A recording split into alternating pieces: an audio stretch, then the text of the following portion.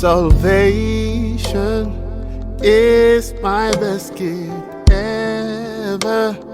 You're the tree of life. I was lost, now I am found.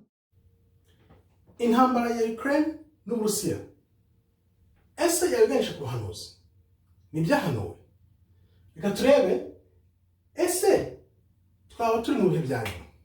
Bya bihe by'iminsi ya nyuma abantu bose bamye baririmba ibihe byose twaba tubyegereza. Iyi ntambara y'Uburusiya na Ukraine ikaba ari intangiriro y'ibihe bya nyuma.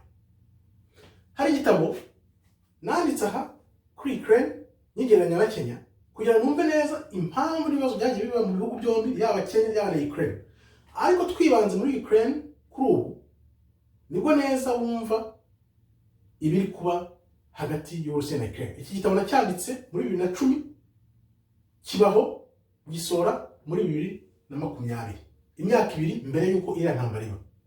Ni ukuvuga ngo ibiba byose hariya mu Burusiya na Ukraine ni ibintu dusobanukiwe twumva neza kandi tubona aho biganisha n'ikibitera ko Imana amaherezo igiye kwerekana ukuri kw'isi.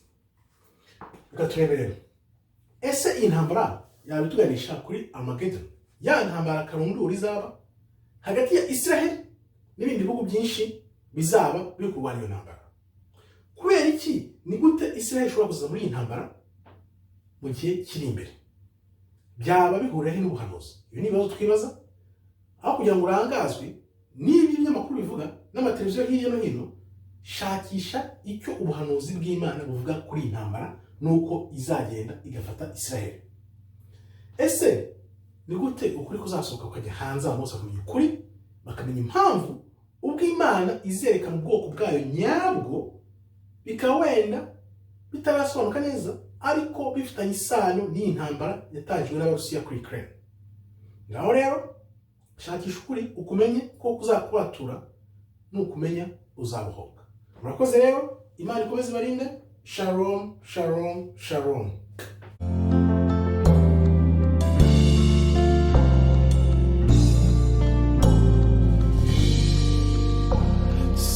Salvation is my best gift ever.